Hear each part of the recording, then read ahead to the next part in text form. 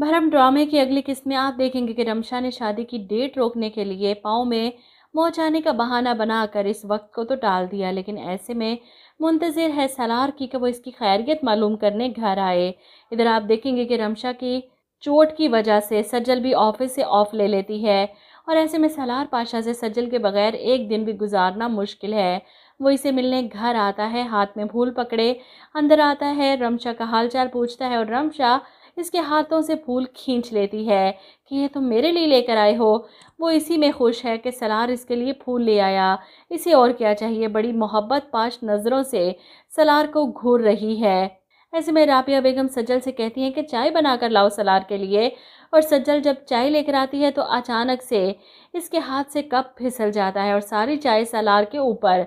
अब या तो रमशा की शरारत होगी पाँव अड़ाने की कि वो सलार पर चाय गिरा दे और सलार इसे बुरा भला कहे, लेकिन ऐसा कुछ नहीं होता। सज्जल फटाफट से टिशू पकड़ लाती है सलार को साफ करने के लिए और सलार बिल्कुल नॉर्मल, इतना सब कुछ होने के बावजूद भी इसे गुस्सा नहीं आया।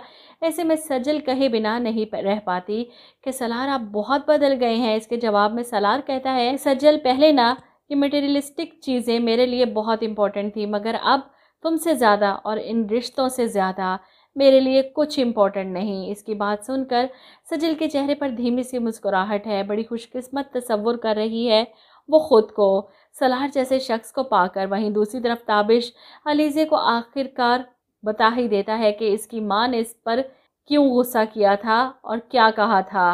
वो अलीज़े से कहता है कि अर्जुमंद आंटी ने मुझे क्लियरली कहा है कि मैं तुम्हें डिज़र्व नहीं कर, तुम्हारी लाइफ मेरे साथ एक अजियत बन चुकी है और ये भी कि मैं तुम्हें छोड़ दूँ।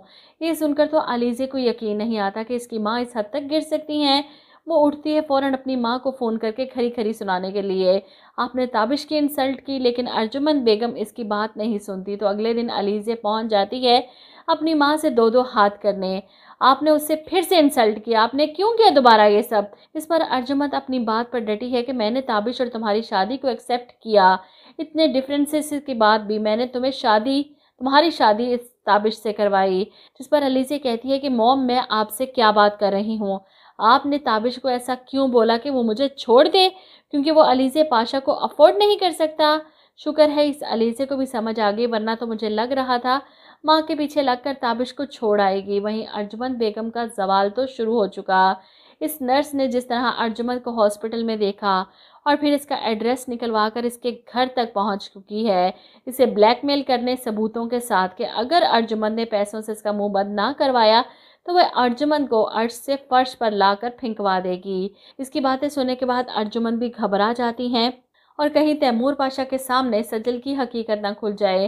जिस बच्ची को वो मारने के लिए अर्जुमंद ने इस नर्स को पैसे दिए थे, वो बच्ची मेहरुन्निसा की थी। ये हकीकत सामने आने के बाद तैमूर पाशा का रिएक्शन काफ़ी शदीद किस्म का होगा, लेकिन फ़िलहाल जिस तरह वो अर्जुमंद का हाथ पकड़े इसे घर से बाहर निकाल रहे हैं, मुझे लगता है कि अर्जुमंद का ख्वाब होगा। वो ये सोच सोच कर पागल हो रही है कि अगर मैंने उस नर्स का मुंह बंद ना करवाया तो कहीं पाशा को सचमुच कुछ बता ना दे, और अगर सच सामने आ गया तो तैमूर पाशा तो मुझे धक्के देकर इस घर से निकाल देगा।